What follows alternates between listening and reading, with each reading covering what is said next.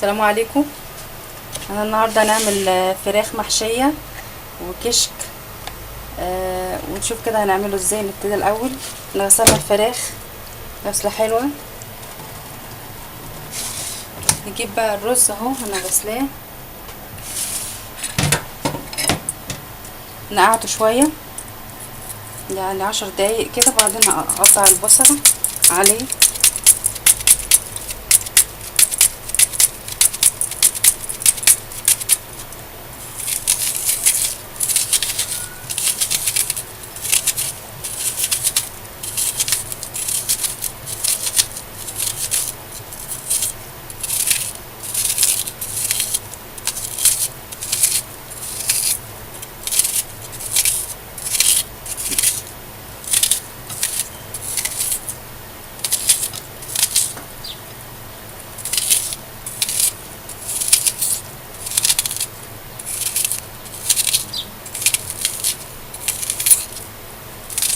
نحط عليه ملح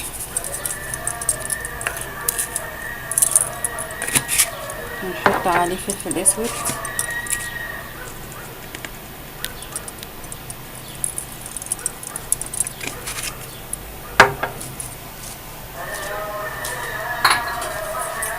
بهارات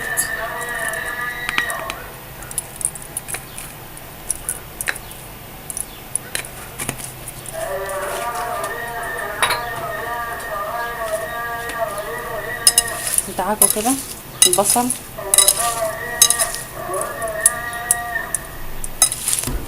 هنحط حبة بصل كده في المية بتاعت الشوربة.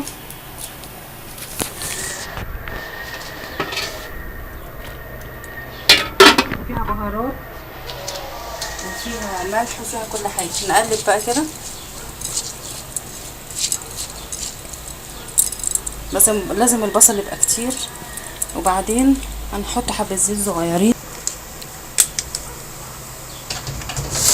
نقلب كده. نجيب فرخة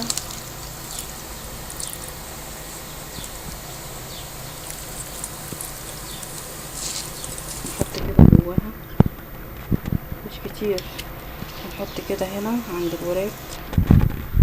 كل حاجة حبة صغيرة عشان الرز بينفش.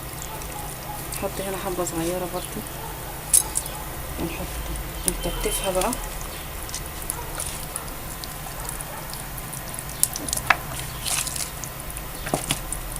بعد كده نعمل التانية.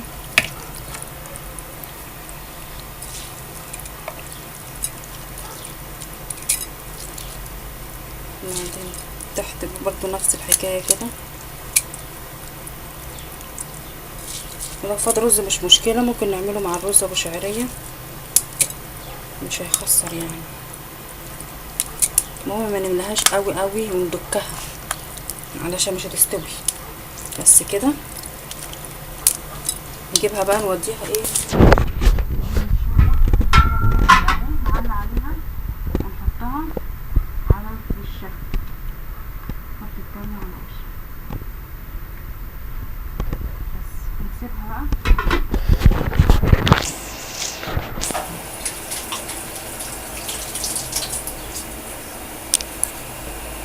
ده الكشك ده.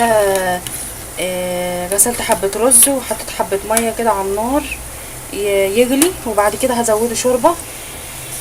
هو المفروض يستوي قوي، نزوده شوربة بقى وغطي عليه. بعد كده هنعمله باللبن والبصل والثوم. وديا الفراخ اهي تغلي قوي، وبعد كده نوطي عليها.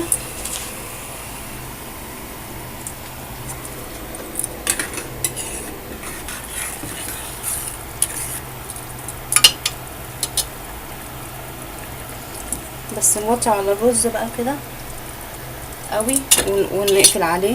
لو هنحط له حبه شوربه بس لما الشوربه تتعمل، لسه الشوربه ما اتعملتش. انا بعمل ابتدائي يعني الحاجات اللي هي القديمه اللي احنا اتعلمناها زمان من امنا.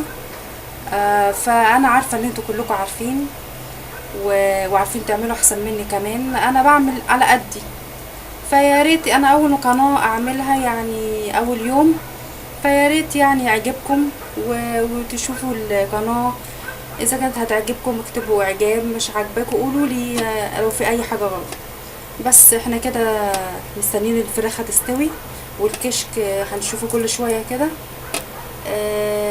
وبعد كده شويه هنعمل الرز، والفراخ بقى هتتحمر، وبعد كده شويه شويه هنشوف ايه بقى بعد كده. يلا اقول لكم عملت ايه بقى دلوقتي. البصلايه اللي شايفينها دلوقتي بتتحمر دي بتاعت الكشك اللي احنا قلنا عليه. كشك هناك اهو دون سوينا الكشك وحطينا عليه لبن وقفلنا عليه. لسه بقى نعمل البصلايه اللي هي دي بحبه زيت على النار تصفر، ونحط عليها تومه بحبه كزبره ناشفه، وبعدين نحط نصها في الكشك والنص التاني فوق الوش. والفراخ طلعناها استوت زي ما انتم شايفين اهي. خلاص كده استوت، ما بتاخدش اي حاجه. وده الرز كده اتعمل. طبعا مش حاجه اللي انا اقول ان الرز بيتعمل ازاي، كلنا عارفين.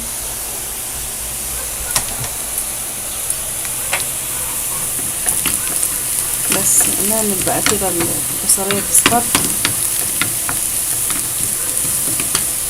نكون محضرين بقى التومه نجيبها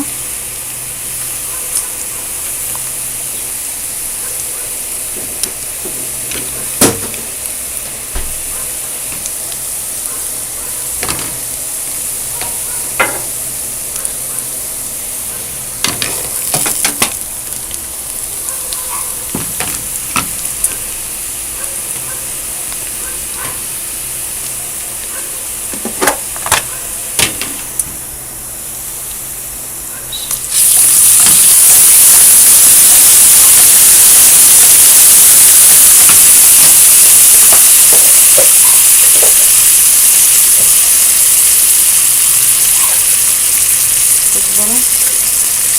هحط كزبره حلوين كده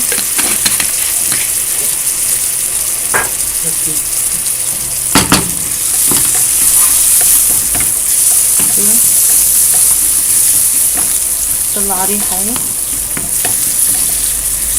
دي زي البصاره بالظبط، نفس البصله بتتعمل بالبصاره برضه. فاضل حته سنه صغيره كده، نعلي شويه النار. طبعا لازم لما نيجي نعمل الاكل نعمل كله مع بعضه، مع مواعين مع كل حاجه، عشان نخلص كله مع بعض. وبعد كده بقى ننضف المطبخ.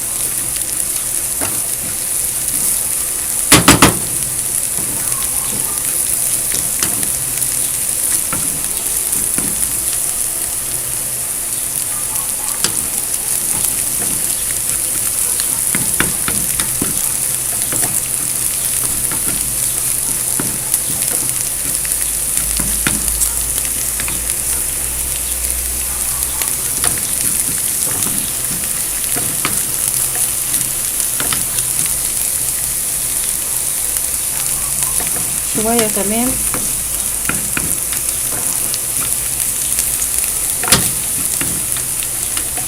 شويه هنحط نصها هنا.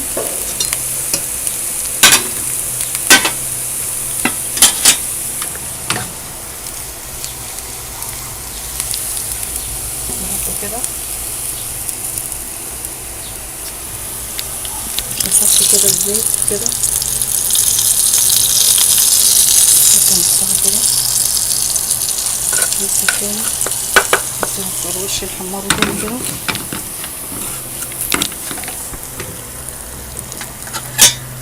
نقلب بقى، هو بيبقى تقيل، نغرفه بقى في الاطباق ونحط عليه ايه البصل من فوق الوش. بس كده بقى خلاص نقفل عليها كده اتعملت.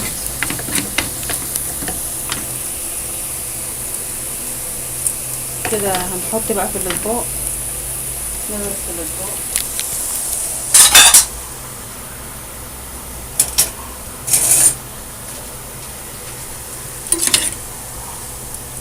كده.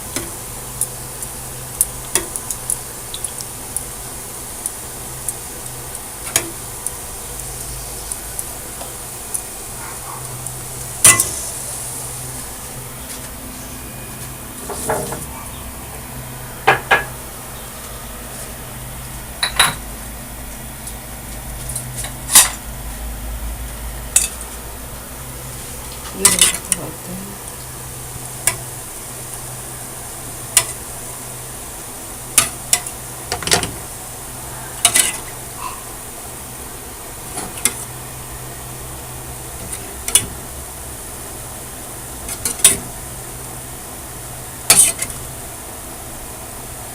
هو هيجمد.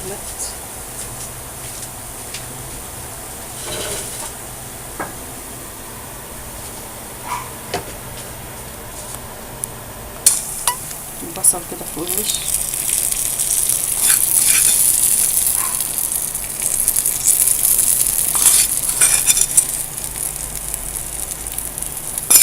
أكلة بتاع زمان.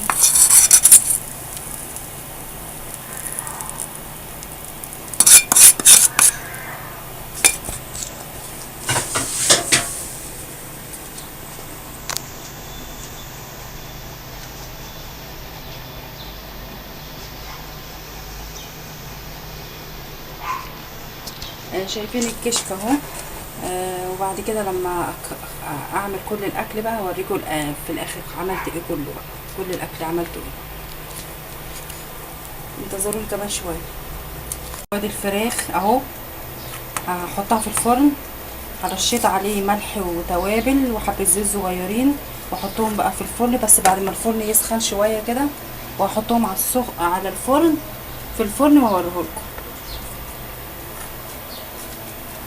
لسه ما سخنش. نحطه بقى، نسيبه بقى.